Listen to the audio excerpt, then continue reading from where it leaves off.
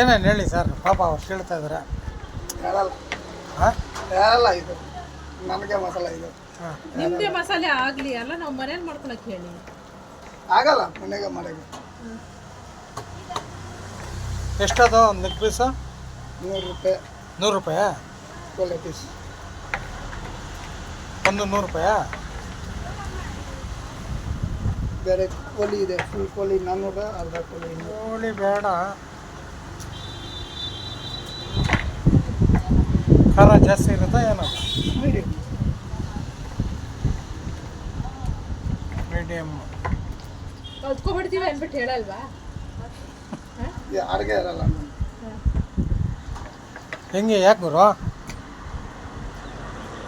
ಅದು ಬಟ್ರಿಗೆ ಇಲ್ಲ ಮಸಾಲ, ನನಗೆ ಮಸಾಲ ಇದೆ ಸ್ಪೆಷಲ್.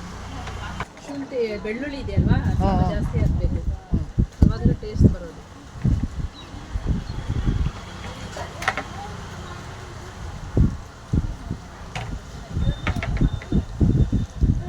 ಸ್ವಲ್ಪ ಚೆನ್ನಾಗಿ ಫ್ರೈ ಹಾಕ್ಬಿಟ್ರೆ, ಹಾಂ ಫ್ರೈ ಮಾಡಿದ್ರೆ ಚೆನ್ನಾಗಿ ಬರುತ್ತೆ.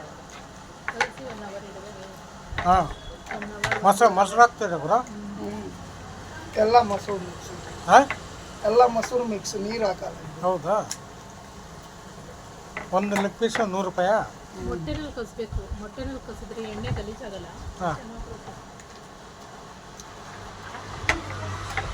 ಕಬಾಬ್ ಮಾಡಬೇಕಾದ್ರೆ ಕೆಲವ್ರು ಗೊತ್ತಿಲ್ಲದೆ ನೀರಲ್ಲಿ ಕಲಿಸ್ತಾರೆ, ನೀರಲ್ಲಿ ಬರಲ್ಲ. ಮೊಟ್ಟೆನಲ್ಲಿ ಕಲಿಸ್ಬೇಕು.